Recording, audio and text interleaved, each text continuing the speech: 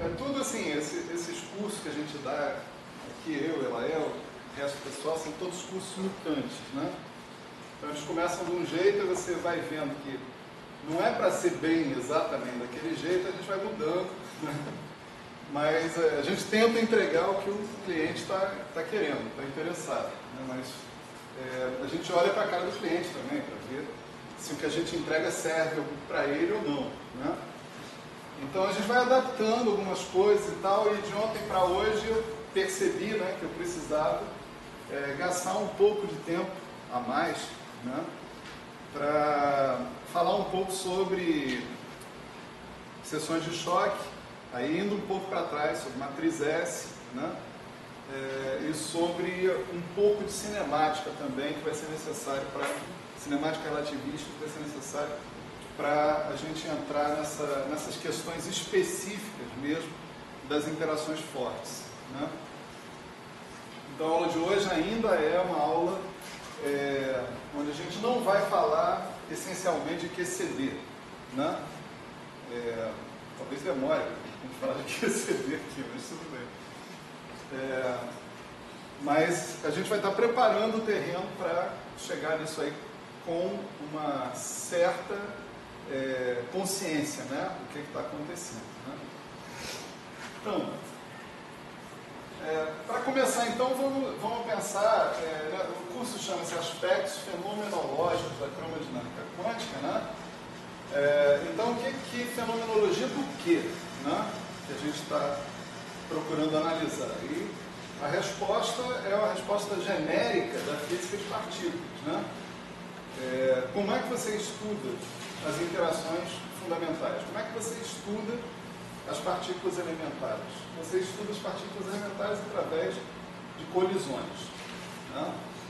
E colisões são processos, né, em que você costuma preparar o seu sistema. Nós estamos falando de uma colisão genérica, né? Então, sei lá, você tem uma partícula, vamos chamar de 1, 2, 3, 4. Em geral, quando a gente fala em preparar, a gente, no máximo da nossa capacidade humana, né, nós estamos atribuindo um conjunto de momenta para essas partículas. Vamos lá, suponha que seja K1, K2, K3, vamos falar de K, vamos falar de P, né? P1, P2, P3, P4. E se essas partículas têm massa, então você vai descrevê-las com momento e componente do spin, né? Se elas não têm massa, você vai descrever essas partículas basicamente com a energia delas, né? E com a polarização, certo? Então aqui nós vamos colocar uma outra variável, sigma,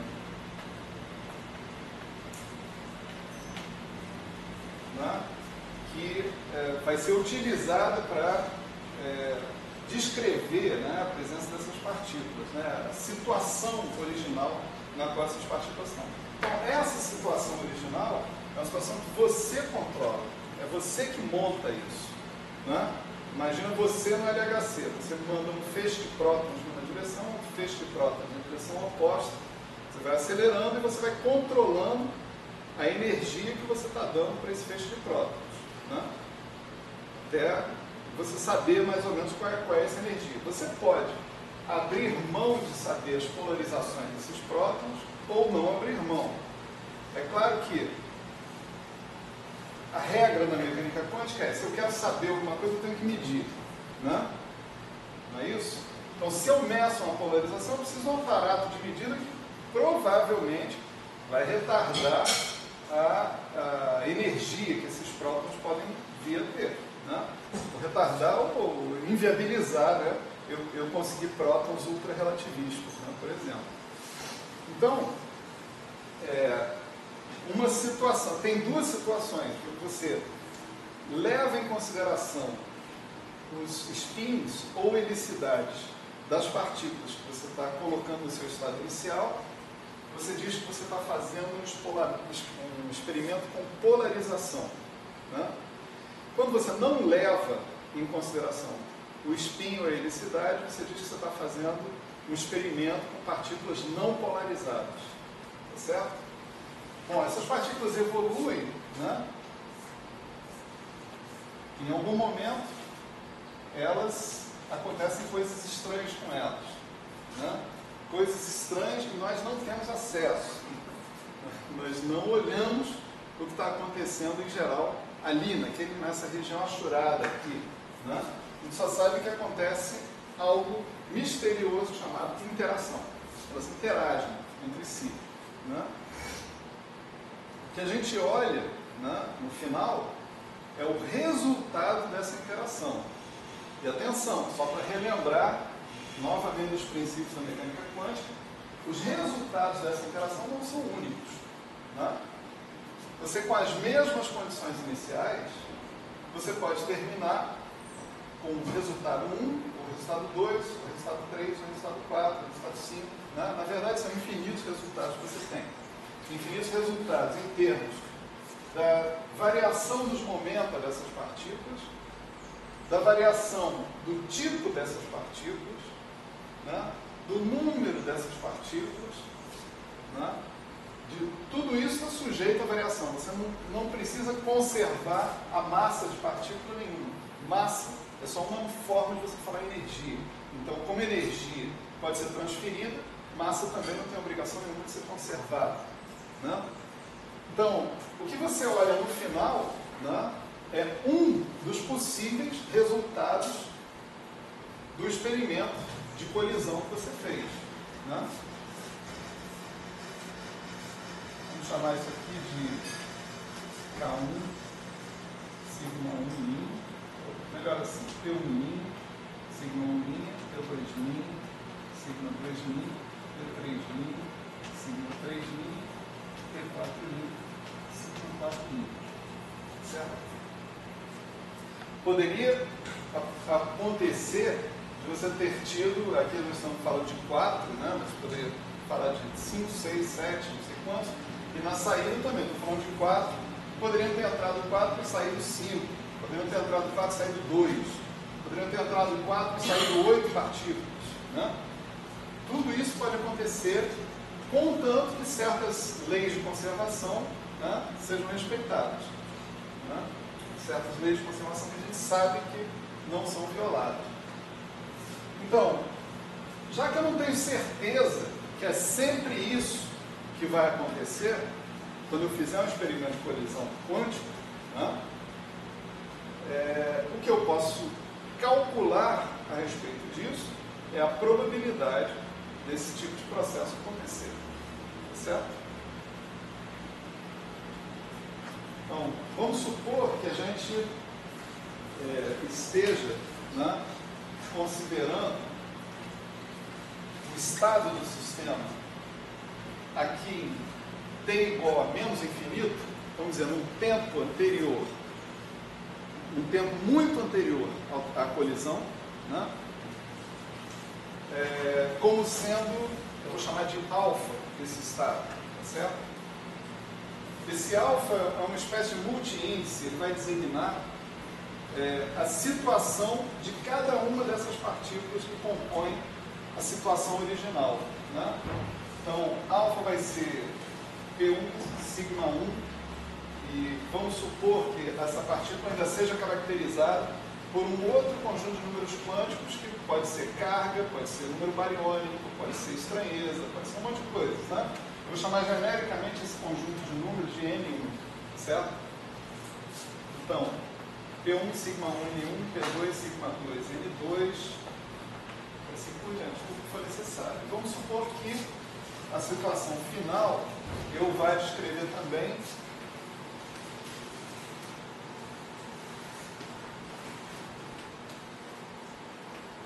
pelo mesmo pela mesma estratégia, vou chamar de beta, né, essa outra situação que está aqui. Então, eu tenho uma situação alfa, que significa todas as partículas, eu tenho um conjunto de partículas, cada uma com o momento P1, ele helicidade ou spin sigma 1, projeção de spin, e tipo, né, outros números quânticos, N1, assim por diante, P2, sigma 2, N2, P3, sigma 3, N3, assim por diante. Né? E termino com uma situação beta, onde cada uma das partículas tem esse conjunto de números quânticos que estão aí. Né? Eu vou dizer que o meu estado, vamos dizer, o meu estado alfa, né? O meu estado onde as partículas estão com esses momentos, essas helicidades ou spins, etc., todos bem definidos, eu vou chamar de um certo estado psi G1. Estou falando aqui da representação de Schrödinger, então estou imaginando uma evolução temporal para esse estado também. Certo? Esse G1 de T, e vou definir esse cara como sendo o seguinte, como sendo integral de alfa de G1 de alfa exponencial de menos I de alfa T um certo psi alfa mais. Esse estado psi alfa mais é um estado engraçado, certo? Ele é um autoestado do hamiltoniano completo do sistema. O hamiltoniano que inclui a parte livre e a parte de interação.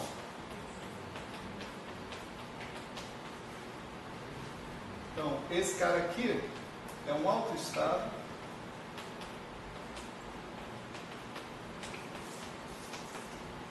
do hamiltoniano completo do sistema. Né? Como um bom autoestado de um hamiltoniano, ele não evolui no tempo. Né? Quer dizer, ele evolui no tempo com uma fase, essencialmente. E ele constitui um conjunto completo, né? Com o qual eu posso construir qualquer estado que eu tenha. Então, vocês estão olhando para isso aqui, vocês estão reconhecendo um pacote de ondas. Né? É claro que esse d-alfa que está aqui, ele significa o quê? Significa uma integração sobre todos os momentos de todas as partículas, uma soma sobre todos os spins ou helicidades de todas as partículas, né? E assim por diante, sobre todos os números quânticos. Esse G1 de alfa, né, é uma função de distribuição de probabilidade. Né?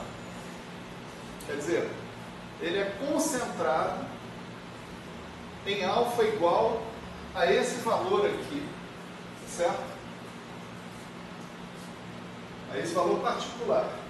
E ele vai diminuindo à medida que o alfa vai se afastando desse conjunto de valores particular. Da mesma forma como você fala da função de onda de uma partícula localizada em x igual a x0. Ele tem o pico dele em x0 e ele vai diminuindo à medida que o x vai se afastando do x0. Né? Então, o que a gente fez? A gente fez uma superposição dessas autofunções do hamiltoniano e fez cada uma das autofunções do hamiltoniano evoluir com a sua energia particular. Portanto, isso aqui é um pacote de onda que em t igual a 0 corresponde a uma combinação linear desses camaradas e em t arbitrário vai corresponder à evolução desse pacote de onda. Assim, o que vai acontecer com o pacote de onda? Né? Eu faço a mesma coisa com essas partículas que estão aqui, com esse estado que está aqui, com essa situação que está aqui. Eu idealizo um psi G2 de t como sendo integral de beta G2 de beta exponencial de menos I e beta T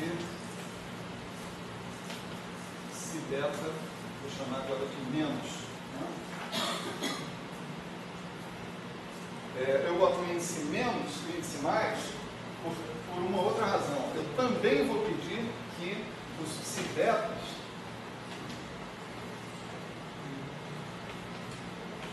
sejam autoestados do hamiltoniano completo no meu sistema. Aí você vai falar, pô, mas você tem que decidir, né? Sua equação de Schrödinger independente do tempo é essa ou é essa? Ela pode ser as duas. Né? A diferença entre essa e essa é que cada uma dessas autofunções satisfazem uma condição de contorno diferente, né?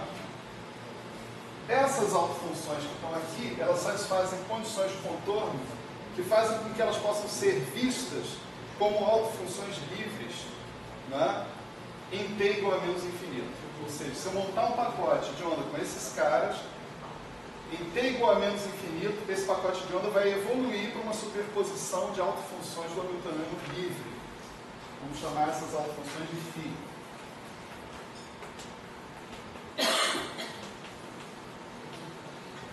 Certo? Se eu montar um pacote de onda com esses caras, em t igual a mais infinito, esse pacote de onda vai evoluir para uma superposição de autofunções do H0 também livres. Então, isso são condições de contorno distintas que essas duas autofunções satisfazem e nos dão dois conjuntos unitariamente equivalentes, em princípio, de soluções de autofunções do hamiltoniano. A diferença é que um satisfaz um conjunto de condições de fronteira e o outro satisfaz outro. Essa aqui é mais adequada para descrever partículas muito antes da colisão. Por quê? Por causa da condição de contorno que ela satisfaz. Ela se reduz, né, a uma superposição no limite, quando t é muito anterior ao tempo da colisão, t igual a menos infinito, ela se reduz a uma superposição de funções, de autofunções livres, né? E essa aqui é mais adequada para descrever o sistema muito depois da colisão, né? Agora, se você quiser saber a amplitude de probabilidade de, dado que isso aqui existia, isso aqui venha a existir, né, basta você fazer o seguinte: você pega o seu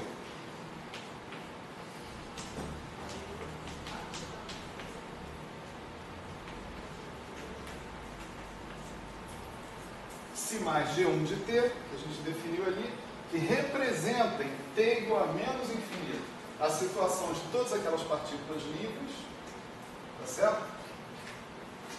Com um momento dado aproximadamente por esse, assim por diante, né? E pergunta como que esse cara evolui para t igual a mais infinito, de modo que em t igual a mais infinito eu tenha essa situação que está aqui. É claro que eu não sei se eu vou ter essa situação. Eu tenho a possibilidade de ter tudo, né? Todos os tipos de situação. Então eu tenho uma probabilidade. Então eu estou perguntando ali qual é a amplitude de probabilidade disso acontecer. Falta um ingrediente aqui que é tomar o limite quando esse tempo t tende a infinito. Certo? Quando o tempo t tende a infinito, esse cara aqui, pelo que eu acabei de dizer, eu sei que eu falo muito, mas eu estou apelando para a memória de vocês, né? Eu acabei de dizer o quê? Que esse cara aqui, esse pacote de onda, né? Melhor escrever do que falar, porque aí fica mais visual, né? Então, esse cara aqui, quando t tende a infinito, ou seja, muito tempo depois da colisão, esse cara tende a integral em d beta G2 de beta exponencial de menos I d beta t phi beta. Certo? Phi beta, vamos lembrar, é uma autofunção do hamiltoniano livre. Portanto, essa é uma situação em que eu tenho uma superposição de partículas livres, com cada uma das partículas caracterizada por esse camarada aqui aproximadamente. É uma superposição dele, né? Mas, vamos dizer, a superposição tem um pico, né, em cada um desses valores de momento que está aqui. Então, no limite, quando t tende a infinito, esse cara aqui tende a isso. E esse cara aqui? Né? Esse cara aqui tende a não sei o quê. Tá certo? Porque a brincadeira com ele é o seguinte: quando t tende a menos infinito, esse cara tende a uma coisa parecida com isso, só que no lugar tendo G1. Mas isso quando t tende a menos infinito, para muito antes da colisão acontecer. Né? Muito depois da colisão acontecer, O que vocês podem imaginar? Isso daqui é uma combinação linear de autofunções do Hamiltoniano. Isso não tem obrigação nenhuma de ficar parado no tempo. Então isso aqui evolui, né, para um conjunto de possibilidades aí, cada um com a sua amplitude e probabilidade na frente. Tá certo? Quando eu projeto isso, eu estou selecionando uma dessas possibilidades e estou querendo calcular a amplitude e probabilidade associada.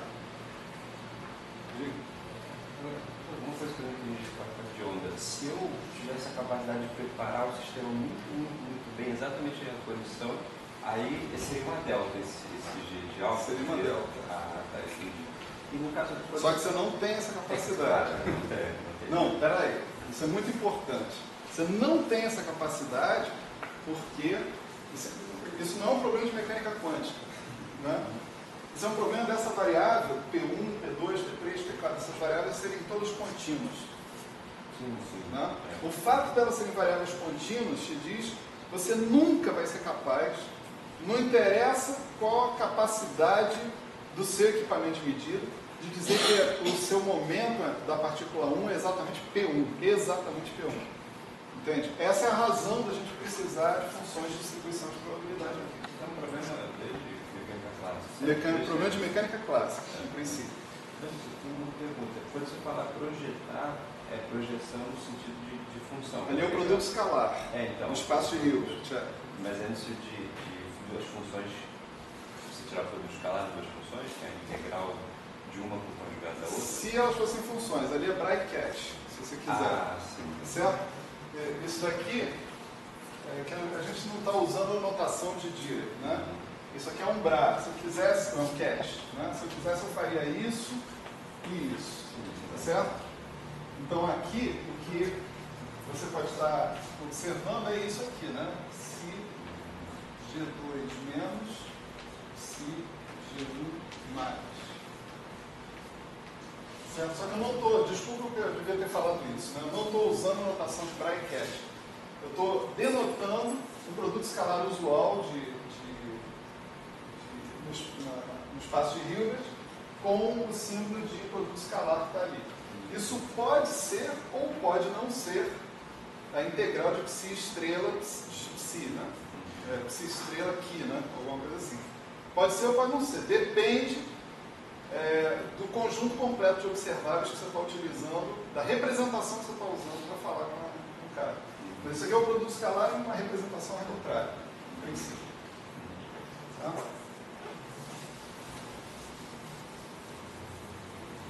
Outra coisa importante é essa daí, que eu devia ter falado e não falei. Porque essa é uma anotação que a gente desacostuma dela, né? Com certeza. Mas você ia falar outra coisa em cima disso, né? Era só isso. Tá. Então, vamos dizer assim, o que eu estou falando sobre a amplitude de probabilidade desse processo acontecer, tá certo? Está expresso com esse objeto que está aqui, limite quando ele tende a infinito desse produto escalar que está aparecendo aqui. Tá certo? Então, se eu calcular aqui, eu tenho a amplitude de probabilidade dessa história acontecer. Se eu calcular o módulo ao quadrado disso, eu tenho a probabilidade. Né? Essa probabilidade é o que eu uso depois para calcular diversas outras coisas. Bom, vamos escrever isso aqui explicitamente usando a definição do psi-G1 e do psi-G2. Né? Escrevendo isso aqui explicitamente, isso aqui dá isso aqui. Né?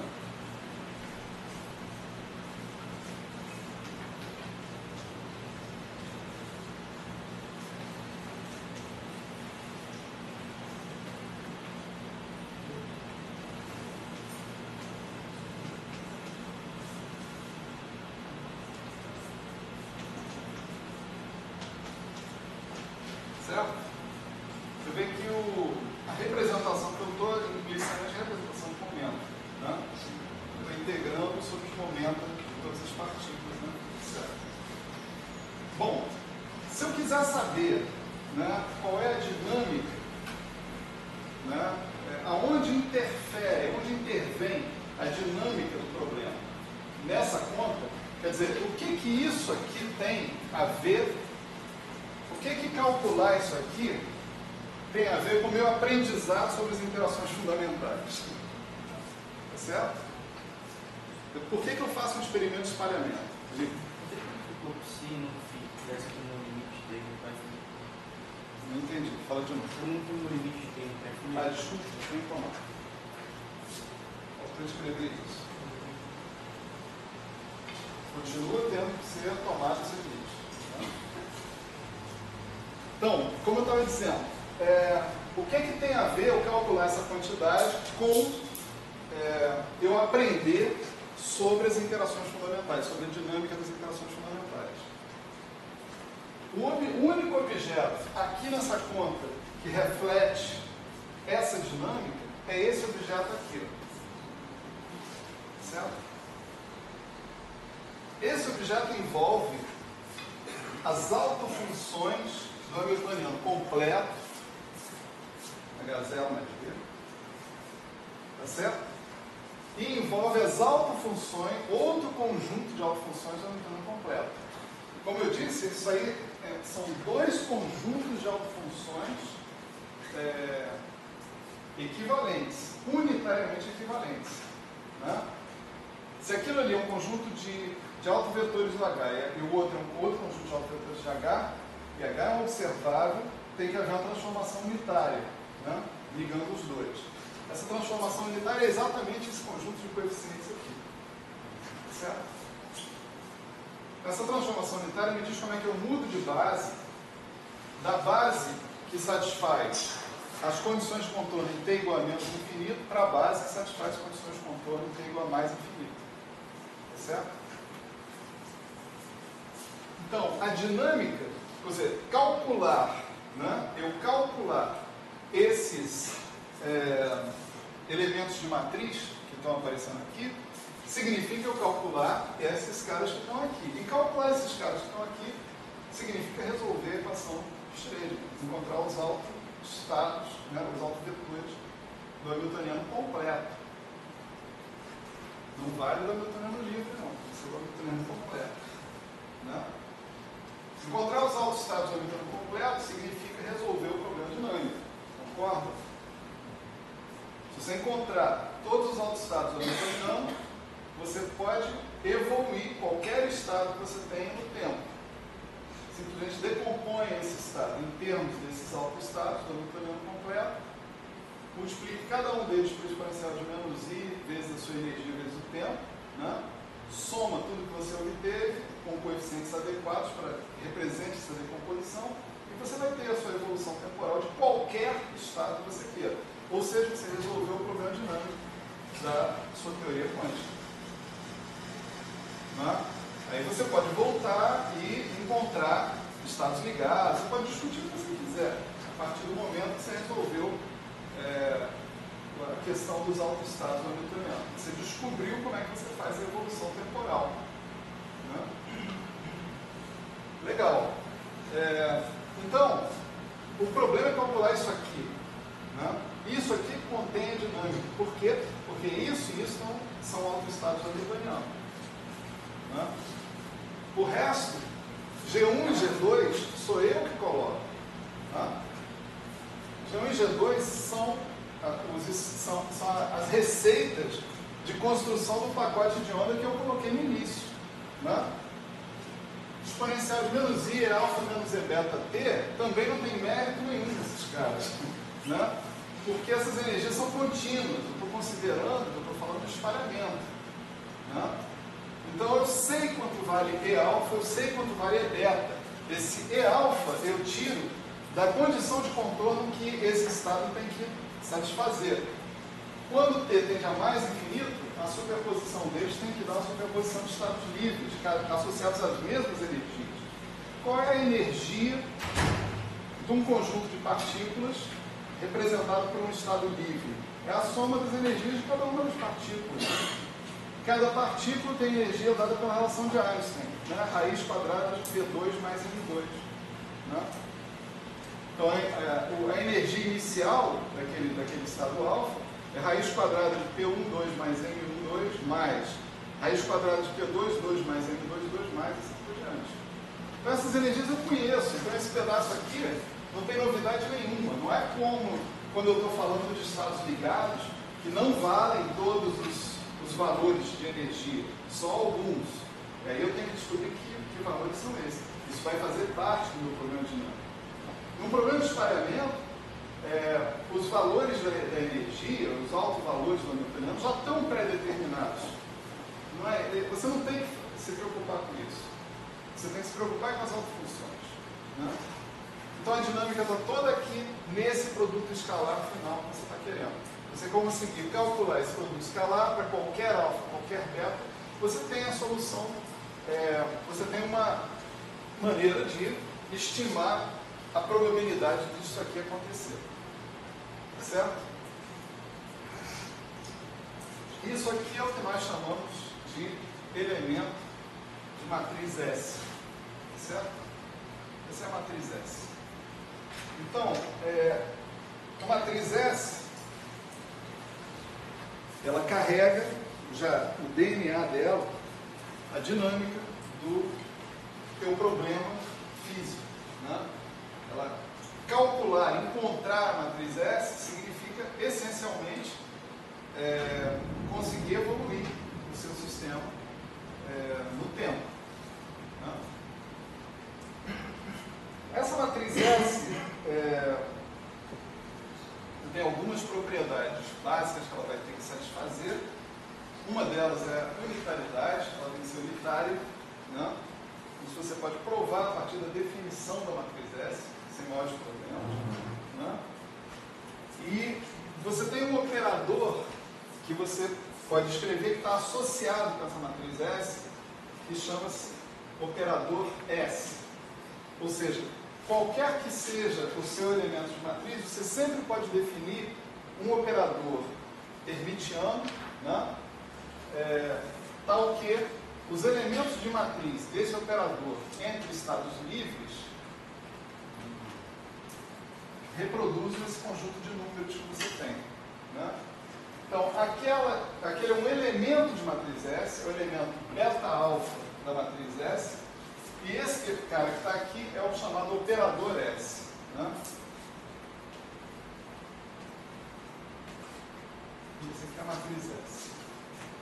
A matriz é o conjunto de todos os coeficientes que vocês já podem imaginar que é infinito por infinito. Né? Legal. Então, esse é o objeto básico que a gente precisa, né, para calcular as coisas, né, dentro do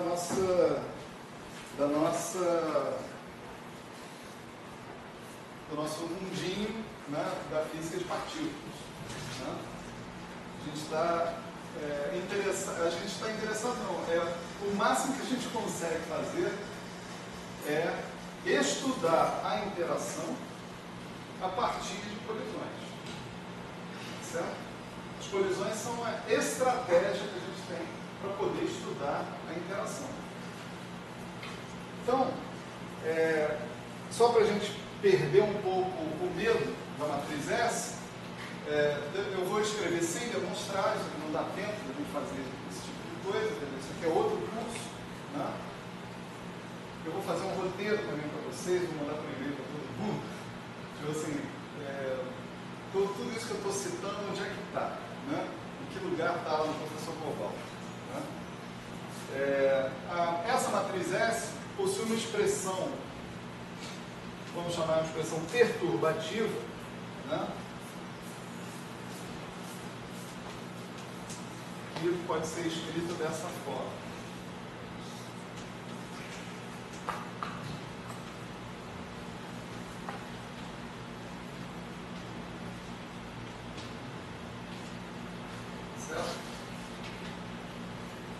Isso é uma expressão perturbativa.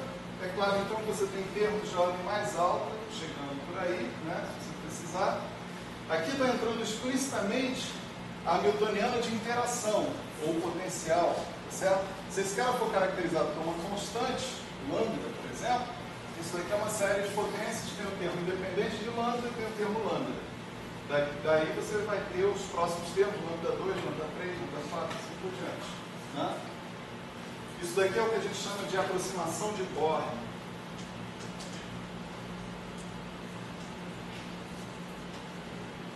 Era uma fórmula extremamente tranquilizadora, né? Pelo menos eu acho. Né? Por quê? Porque ela diz pra gente como é que calcula a matriz S. Certo? Você pode olhar para esse problema aqui e ficar paralisado de medo. Né? Eu acho muito natural. Né? O ser humano fica paralisado de medo, fala, caralho, tem que resolver a equação de Schrödinger independente do tempo exatamente. Senão não sai do lugar. Não, você sai do lugar, com teoria de perturbações você sai do lugar, e se você conhecer esse operador V, tá certo? Esses autoestados, φ alfa e φ beta, em tese você conhece, porque eles são os autoestados da Hamiltoniana livre, então não tem problema nenhum, né, em princípio, conhecê-los.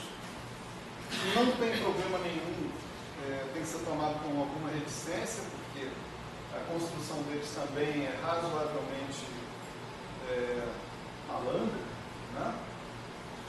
Eles têm que ser construídos para representar o grupo de Poincaré no espaço de muitas partículas. Né? Então não é de qualquer jeito que você vai escrever esses caras. Mas vamos dizer que essa solução é conhecida, você conhece a solução, você conhece os φ alfa, conhece os φ beta. Se você conhecer o V, que é um dos grandes problemas da humanidade, conhecer o V, em princípio, é só você calcular esse elemento de matriz aqui.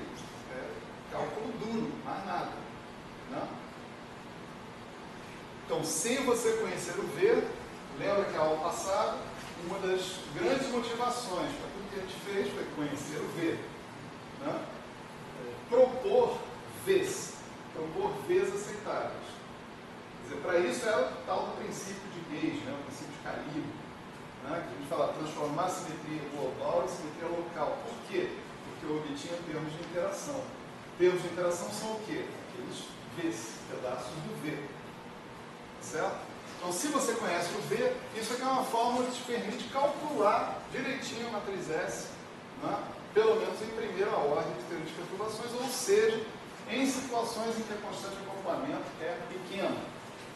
Imediatamente vocês vão falar, então isso não serve para nada na QCD, né? Na CDQ, vamos falar melhor. Por quê? Porque na CDQ, na termodinâmica quântica, a teoria das interações fortes da constante de acoplamento é grande.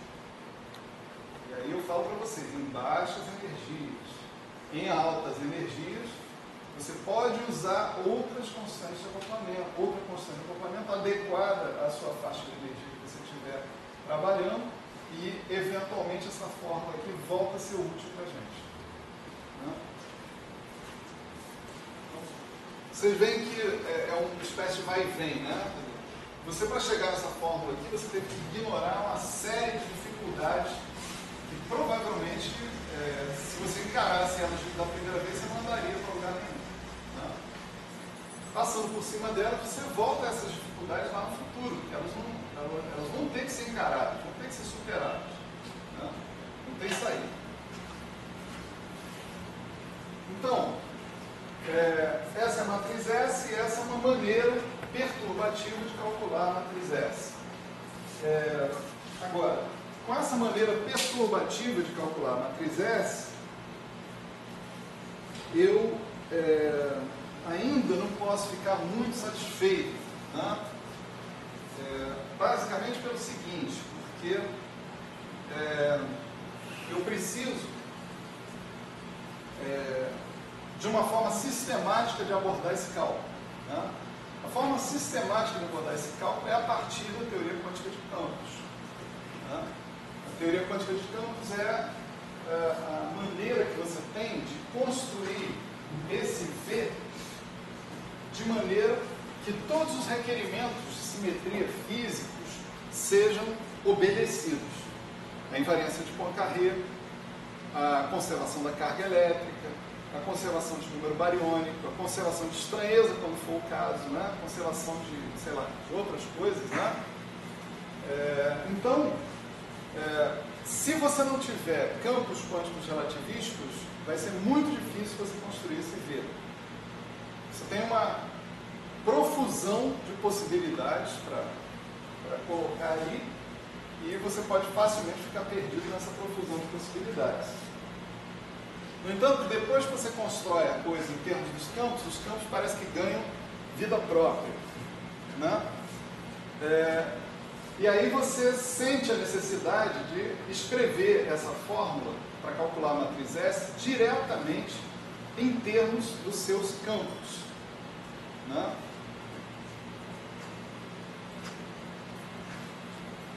Como é que faz isso? Né? Você faz isso através de um conjunto de fórmulas que você chama de fórmulas de redução, né? Eu vou escrever 3 dessas fórmulas de redução aqui, né? Começando por uma mais simples, que é para a gente se acostumar com os ingredientes, e depois indo para 2 outras que são do nosso interesse posterior, aqui nesse curso, né?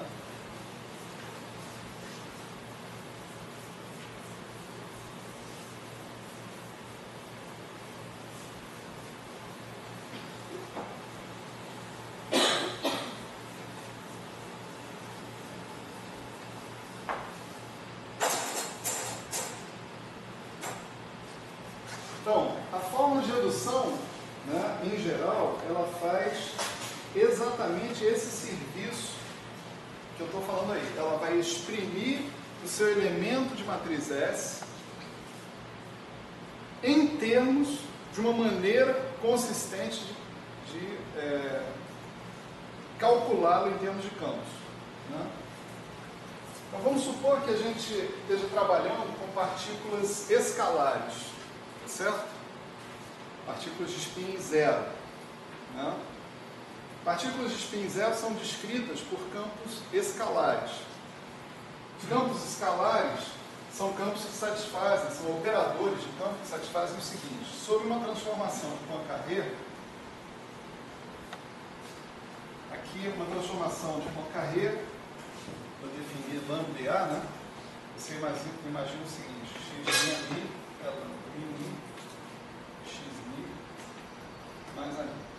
Então, lambda e A são os caras que comparecem nessa transformação. O campo escalar é um operador no seu espaço Hilbert, né, que ele se transforma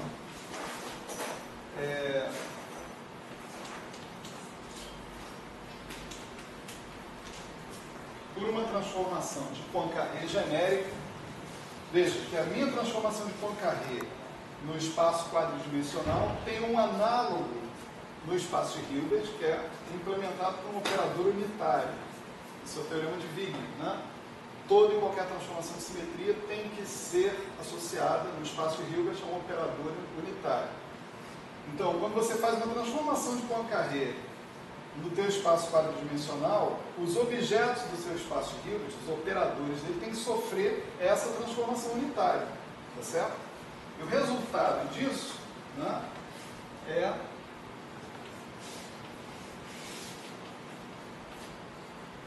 o próprio campo, só que num ponto deslocado, certo?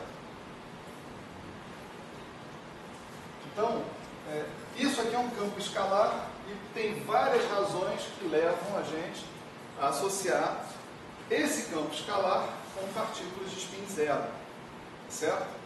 E não com partículas de spin meio, e não com partículas de spin 1, e assim por diante, né? Então, suponha que eu esteja descrevendo um processo de espalhamento, né, de partículas escalares.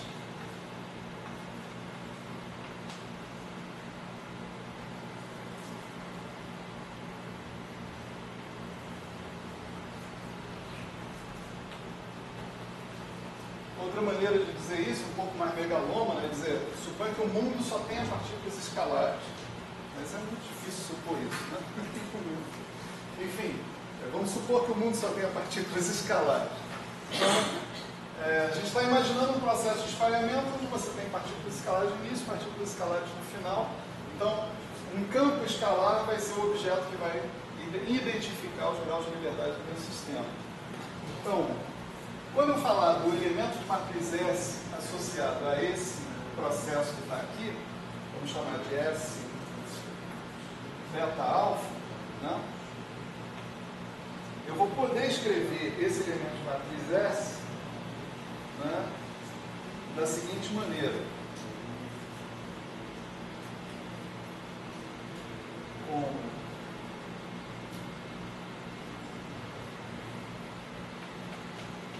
I elevado a 4 integral. Vamos ser mais específicos, vamos imaginar, senão minha fórmula de redução vai ficar gigantesca, né? Vamos imaginar que eu estou com duas partículas no estado inicial e duas partículas no estado final. Só isso. Uma situação particular, né? Então, eu vou usar as variáveis x, x1 e x2 para se referir às partículas que estão no estado inicial, no estado final, e y1 e y2 para falar das partículas que estão no estado inicial.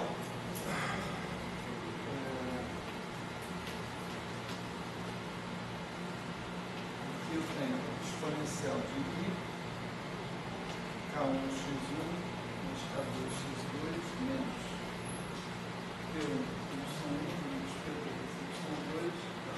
Então aqui eu tenho P1, P2, K1, K2. Aí vem uma sequência desses objetos aqui.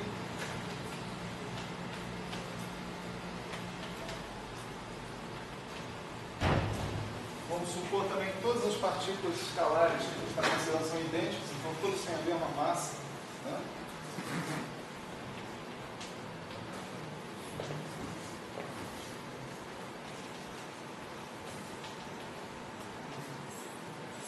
Tudo isso é aplicado nesse último objeto, que sim, finalmente, é expresso em termos do campo escalar.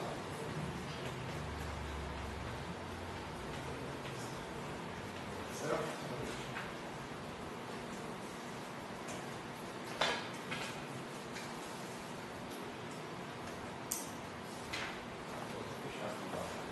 Fechar o produto escalar, né? Esse é um negócio híbrido, né? Enfim. Lembrado. Bom, você vê. Essa é a chamada fórmula de redução. Ela pega a amplitude de que esse processo aconteça, tá certo? A amplitude de probabilidade de que esse processo aconteça, e escreve essa amplitude de probabilidade em termos desse objeto que está aqui. Tá certo? Você vê, aqui a única coisa que guarda algum grau de não trivialidade é exatamente a última linha. A primeira linha é uma transformada de Fourier, basicamente, né?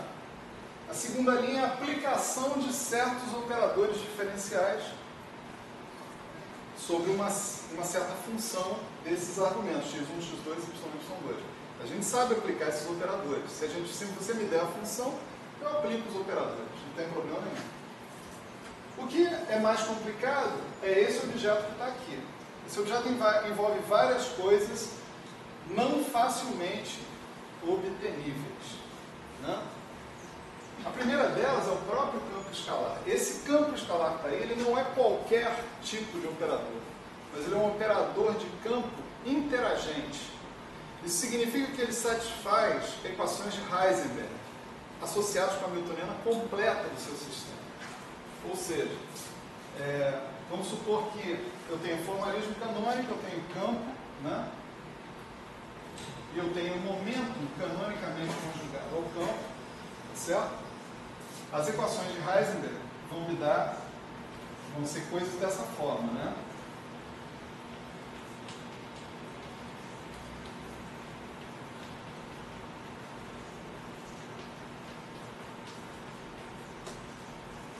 Então, para eu fazer essa conta, em primeiro lugar, né, eu preciso resolver as equações de Heisenberg, sujeitas a uma condição, vamos dizer, uma condição inicial, né, que seja que o comutador de φ xt com π de yt seja I delta 3x menos y. Certo? E φ com φ é zero, π com π é zero também, em tempos iguais. Certo?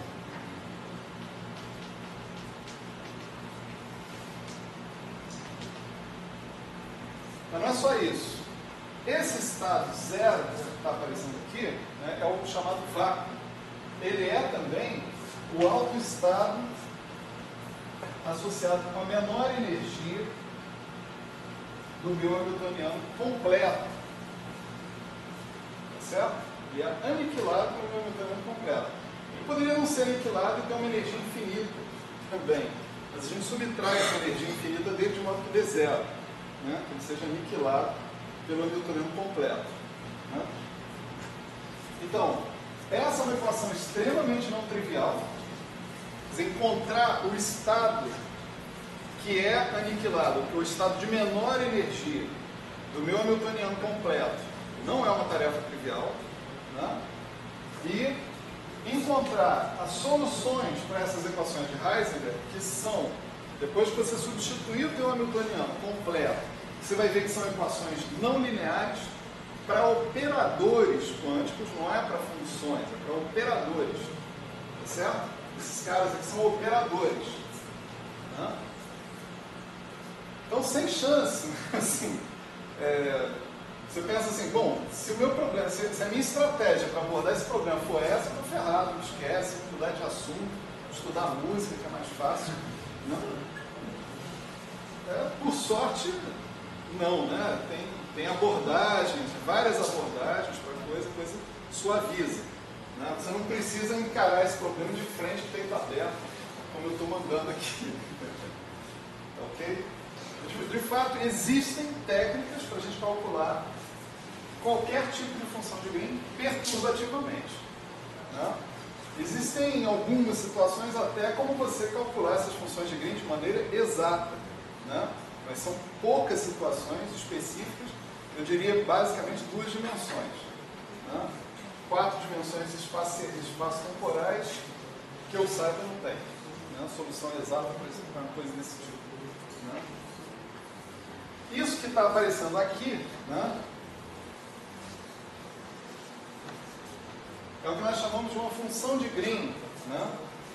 Uma função de Green de 4 pontos nesse exemplo particular. Se você tiver N partículas, tá certo?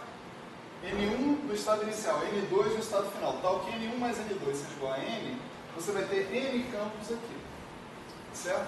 O número de campos que aparece aqui é o número de partículas que aparece na sua amplitude. Não interessa se essas partículas estão no estado inicial ou estão no estado final, pelo menos nesse exemplo. Em outros exemplos vai interessar. Certo? Então essa é a fórmula de redução. Está faltando um negócio aqui que eu optei por não escrever diretamente, que é o seguinte, é um fator Z elevado a 1 meio elevado a 4. Esse Z é um fator de normalização dos estados de uma partícula associados com... é um fator de normalização quando você considera seus estados de uma partícula livres. Eles não podem ir para os estados de uma partícula normais, eles têm que ir para os estados de uma partícula livres vezes uma constante na normalização. Essa constante aparece aqui, né? Z elevado a 1 meio elevado a 4. Só que esses caras precisam de renormalização no futuro. Então, esse fator que está aqui vai ser absorvido nesse fator de renormalização. Tá certo? Esse problema da renormalização. Então, a gente não precisa mencionar explicitamente isso na forma de redução. Quando você chegar e realmente tiver que definir a tua teoria de uma maneira finita, né, de maneira normal, natural, esses fatores Z vão ser levados em consideração. É que isso aqui não está contando a história toda. Isso aqui é profundamente divergente. Né? Então, necessita de renormalização para ser calculado. Bom, se ele é divergente, então essa amplitude de probabilidade é divergente? É. Né? Essa é uma catástrofe. Se você não conseguir transformar aquela coisa ali numa coisa finita, você também não vai ter probabilidades finitas. As probabilidades estão entre 0 e 1, né, gente? Certo? As amplitudes de probabilidade podem ser complexas, mas vão ser exponencial de uma fase que está entre 0 e 2π. Né? Então, não tem jeito, você tem que conseguir dar uma definição finita para essa coisa. Né? Então, vamos dizer assim, aonde a teoria de campos entra, né, é para calcular aquele objeto que está ali, a função de Green de n pontos, no caso particular que a gente está vendo, de 4 pontos. Né? Você pode observar que esses operadores aqui estão atuando sobre esses caras, mas também tem uma exponencial, tarará. Você pode fazer uma integração por partes, fazer eles atuarem aqui, e o resultado que você vai encontrar vai ser, por exemplo, menos K1 ao quadrado mais M2, menos K2 ao quadrado mais M2. Tudo isso sai dessa integral, tá certo? E o que fica aqui fica transformado de Fourier dessa função. Então você vai ficar com K1, menos K1 ao quadrado mais M2, menos K2 ao quadrado mais M2, menos P1 ao quadrado mais M2, menos P2 ao quadrado mais M2, vezes a transformada de Fourier disso. Tá certo? A gente vai observar que esse objeto, ele tem uma representação no espaço de momento, onde, associado a cada um desses x1, x2, y1 tem, vamos dizer, P1, P2, K1, K2, e tem fatores 1 sobre K1 ao quadrado menos M2, 1 sobre K2 quadrado menos M2 e assim por diante, que nós chamamos de propagadores livres. Então, a função desses termos que está aqui é só jogar fora os propagadores livres. Você vai ficar só com o miolo, caroço dessa conta. Tá certo? Então, esses fatores são absolutamente triviais também. Eles estão simplesmente dizendo que o objeto que você está considerando aqui é a transformada de Fourier truncada da tua função de Green de 4 pontos. A transformada de Fourier sem os propagadores livres pendurados nela. Tá certo? Então essa é a forma de redução. Ela diz, olha, pegue a função de Green, né, de 4 pontos, faça a transformada de Fourier dela, depene os propagadores externos, as pernas externas, projete os momenta na camada de massa, ou seja, faça esses momenta da transformada de Fourier ficarem físicos, tá certo? P1, 2 igual a M2, isso é implícito aqui, certo? K1, 2 igual a M2, K2, 2 a M2, assim por diante. E você vai ter a matriz S, a menos do fator Z aqui, que vem da renormalização, pode esquecer por enquanto. Né? Então, a prescrição para a gente obter uma matriz S, pela forma de redução, é: calcula a função de Green, amputa as pernas externas, faça a transformada de Fourier, ampute as pernas externas e projete os momenta nos seus valores físicos. Tá certo? Você tem a matriz S. É isso que a fórmula de redução está dizendo para a gente. Tá certo? Isso para o caso escalar. Agora eu vou escrever a fórmula de redução para vocês para outros 2 casos que a gente vai precisar usar um pouco mais à frente, né? Que é o caso fermiônico e o caso bosônico. Né?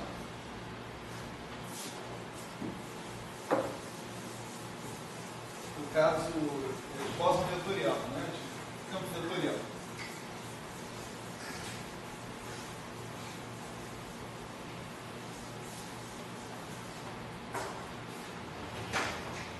Então, no caso fermiônico, né, a história que vai aparecer vai ser a seguinte. Né? Nosso S beta alfa, vou continuar me referindo ao mesmo esquema, no espalhamento de 2 partículas indo em outras 2 partículas. Tá certo? Então, o espalhamento de 2 partículas de momento P1, P2, só que é claro, como eles agora são férmions massivos, eu tenho que dizer qual é o spin também, qual é a projeção do spin desses caras. Se é mais um meio, se é menos um meio. Eu vou chamar essa variável de sigma, tá certo? Se fosse inferno sem massa, eu também teria que dizer qual é a projeção de helicidade, se é mais um meio, se é mais ou menos um meio. Né? Eu vou continuar chamando isso de sigma. Então, já indo direto para a fórmula que interessa, né? A gente vai escrever o seguinte: é o tal do I a quarta, o limite quando os K's ao quadrado e os P's ao quadrado n a n2, certo? Supondo que todos os ferros têm a mesma massa, certo? Nessa história. Claro que se não tiverem a mesma massa, K1 tem de m2, K1 ao quadrado tem de m2, K2 ao quadrado tem de m2, 2 assim por diante. Né? E aqui aparecem os fatores que não apareciam ali porque eu preciso de uma estrutura de spin associada com campos spinoriais. Né? Então vão aparecer esses camaradas aqui, ó. U barra alfa 1, sigma 1 de K1, U barra alfa 2, sigma 2 de K2,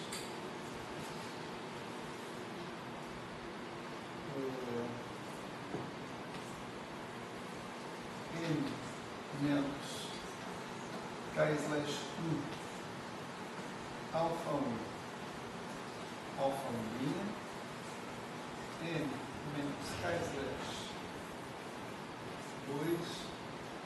alfa 2'. Tem mais, tá? Mas eu vou parar e vou explicar o que eu estou escrevendo aqui por enquanto. Né? Esses caras são espinores de Dirac que satisfazem a transformada de Fourier da equação de Dirac, livre. Certo? São soluções livres da equação de Dirac de espaço de momento. Quem já estudou a equação de Dirac sabe que você pode facilmente, né, resolver, está em tudo quanto é livro, a solução da equação de Dirac no espaço de momento. E quem são esses U's? Né? Você tem 4 soluções independentes, daí que veio a história toda de antipartícula lá de Dirac. Né? Então esses U's são esses caras. Quando você fala alfa 1, você está com índice espinorial. Então esse alfa 1, alfa 2, eles variam de 1 a 4. Tá certo? Porque eles são espinores de 4 componentes, cada um deles. Quando você fala sigma 1, sigma 2, né, você está falando da projeção de spin deles. Então você está dizendo que sigma 1 pode valer mais um meio ou menos um meio. Sigma 2 pode valer mais um meio ou menos um meio. Tá certo? Esse K/, que está aqui a notação é onde você lê K/, né, K cortado, é Neumann, K'. Neumann são as matrizes de Dirac. Né? Então, você vê que esses caras aqui são os análogos transformados de Fourier desses camaradas aqui. Ó. Você aplicou esses caras, fez uma integração por partes, aplicou eles nas exponenciais e tirou da integral. O que vai sobrar vai ser a transformada de Fourier da função de Green. Né? Então, essa transformada de Fourier da função de Green, nós vamos escrever como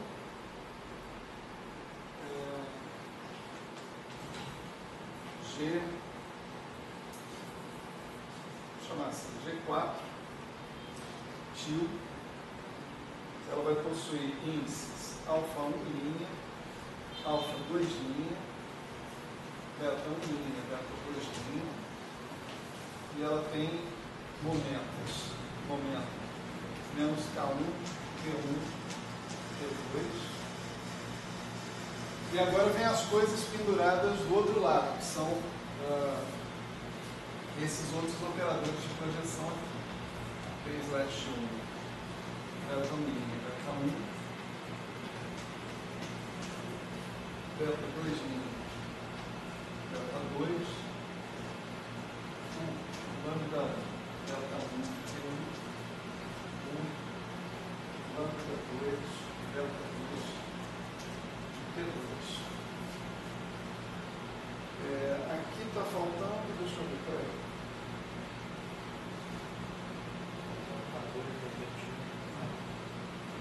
não tem esse K2, por uma razão, eu já te digo, que é a seguinte. O que eu chamo de jeitinho 4, alfa 1, alfa 2, beta 1, beta 2, menos K1, P1, P2, um objeto é definido dentro do produto com uma delta. Né?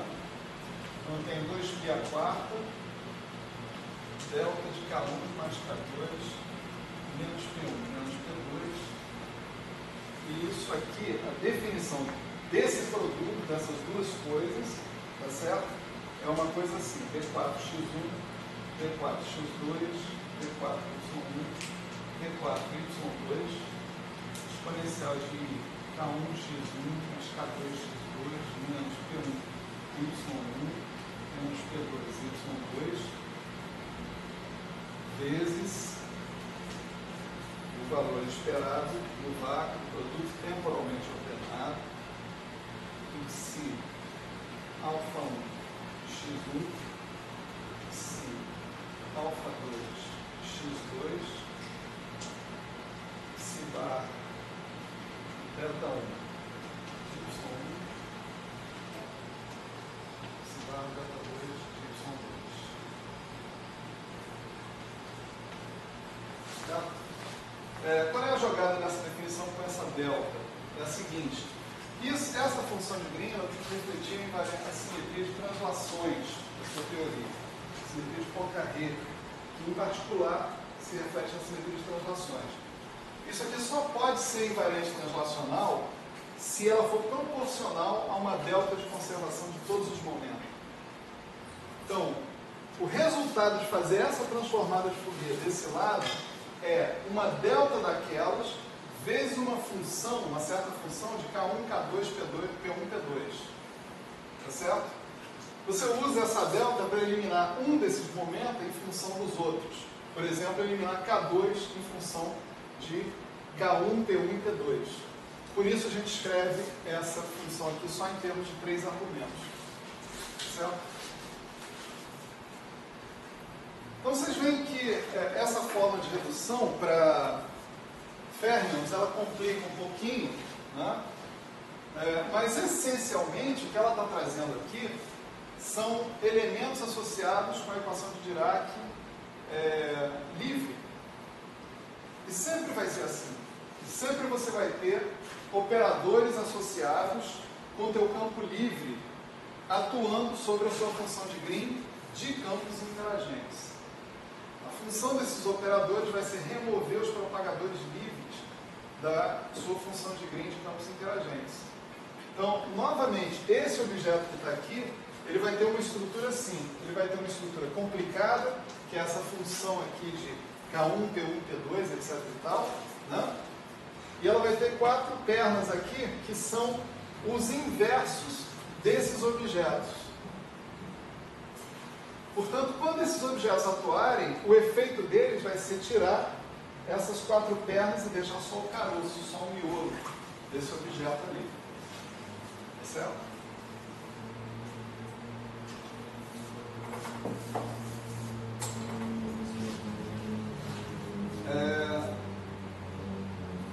Usualmente, quer dizer, claro que você vê que vão sobrar aqui esses espinores livres, tá certo? Então, se você está interessado em escrever direto a matriz S e não a função de Green, você pode modificar o que você chama de regras de Feynman já para incluir esses fatores espinoriais associados com seus estados iniciais e finais. Aqui você está vendo o seguinte: eu tenho um espinor barrado para cada estado final e eu tenho um espinor sem barra para cada estado inicial. Certo? Eu atribuo os índices deles de maneira razoavelmente livre e contraio com os índices que vão aparecer desses caras e com os índices que vão aparecer desses inversos que estão aqui. Tá certo? Não é tão complicado quando a gente vê o final. Quer dizer, no final, essa estrutura que está aqui vai ter que ser multiplicada pelos fatores de U e de U bar associados com os nossos, a presença de férmions livres antes e férmions livres depois do processo de espalhamento ter acontecido. Então isso aqui é a fórmula de redução para férmions. Essa daqui era a fórmula de redução para campos escalares, certo? Férmions de spin base, essencialmente. Né? A última fórmula de redução que eu vou escrever vai ser aquela associada com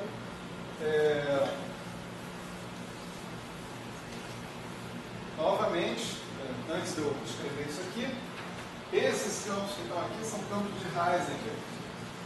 Então, eles satisfazem as equações de Hamilton, né, com a Hamiltoniana completa para operadores. Portanto, eles são solução de um problema extremamente não linear. Não é fácil resolver esse problema. Assim também esse vácuo, esse estado, é o autoestado do hamiltoniano de menor energia. Também não é fácil encontrar ele. Né? Teoria de perturbações tem uma resposta para isso quando ela pode ser aplicada. Né? Quando ela pode ser aplicada.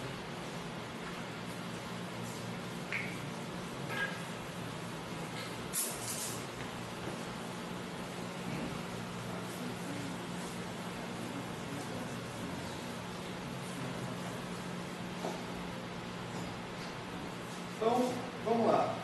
Vamos supor que eu continuo dentro do mesmo esquema, só que agora as partículas que estão entrando e saindo aqui são partículas vetoriais.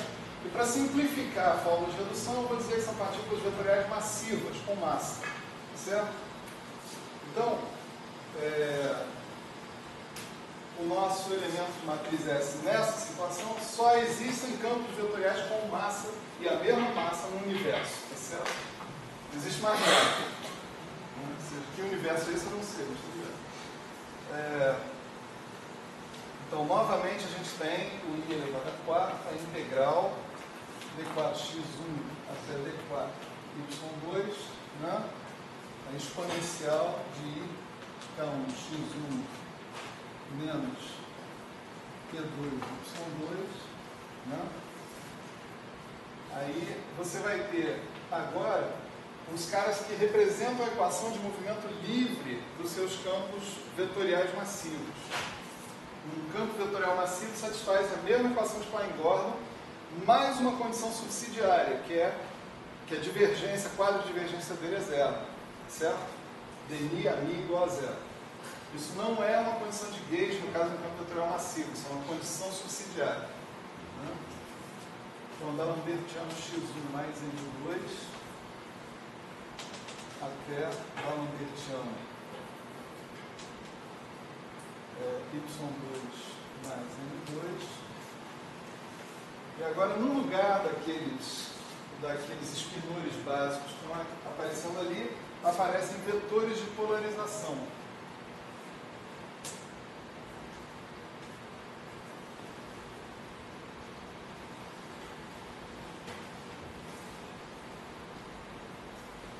Mais uma vez, a gente escreve a função de green que interessa, né?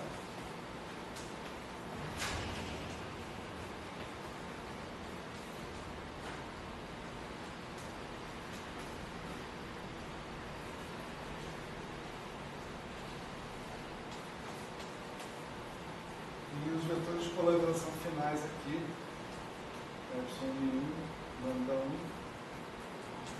epsilon 2, lambda 2, certo? Mais uma vez, no caso de um campo vetorial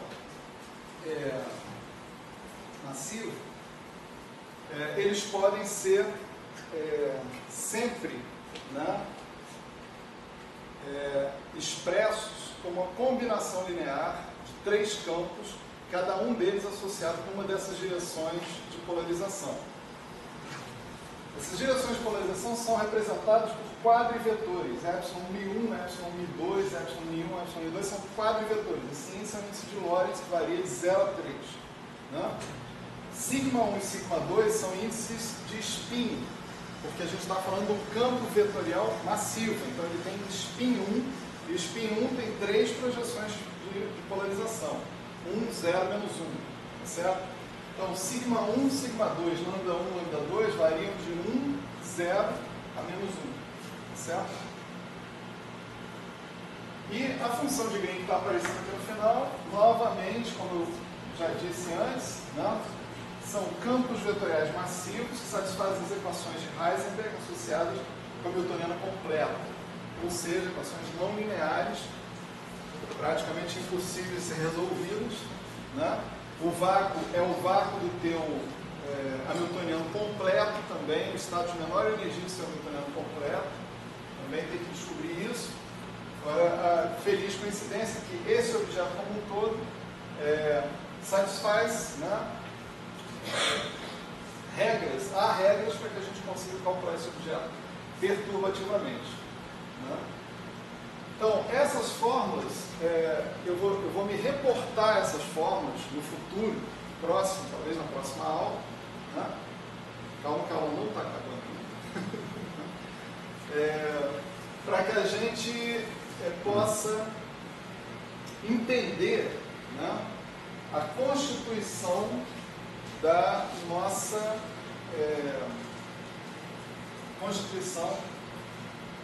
seção de choque do espalhamento inelástico profundo. Certo? Eu vou me reportar a essas fórmulas, se for necessário, quando for necessário. Mas o mais importante nesse contexto que nós estamos trabalhando aqui é entender que eu tenho uma prescrição que relaciona a matriz S, o objeto original, que eu estou interessado em calcular, porque tem a ver com o estudo que eu estou fazendo das interações fundamentais, né? Então, essa fórmula relaciona essa matriz S com quantidades que são expressas em termos de um sistema definido por uma teoria quântica de campos. A teoria quântica de campos é a que tem a obrigação de te dar uma resposta sobre esse objeto, aqui. E sobre o objeto que eu apaguei lá de campo escalar. Né? É com ela que a gente vai encontrar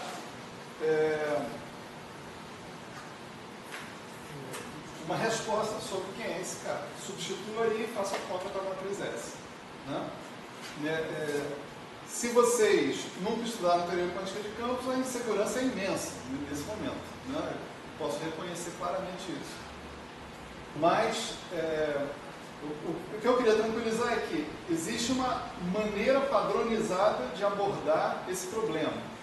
Esse é um problema que, se você disser qual é a tua função de Green que você está interessado em calcular, de qual teoria, você tem regras claras para calcular essa teoria, essa função de Green, em qualquer ordem de teoria de perturbações. Você vai ter que renormalizar esse cara. Esse é outro problema. Né? Certo? Muito bem. Dito isso, né,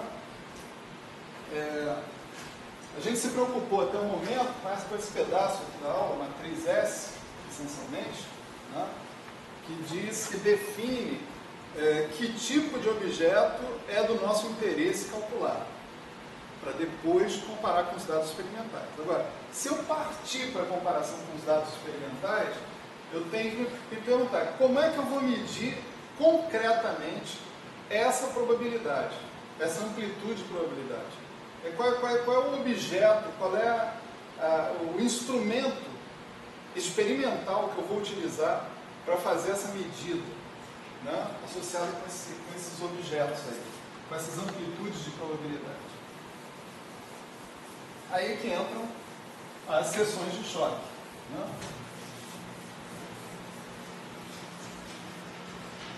Vamos falar rapidamente para vocês sobre seções de choque e sobre características, né, associadas a essas seções de choque. Isso aqui é bom não apagar, né? Continua sendo isso aqui. As seções de choque, elas estão associadas essencialmente com esse tipo de problema, duas partículas no estado inicial. Tá certo? Se você botar 3 partículas no estado inicial, você ainda pode falar em seção de choque, mas você tem que rever a técnica que vai te levar à fórmula para a sua seção de choque. Porque você precisa definir normalizações diferentes.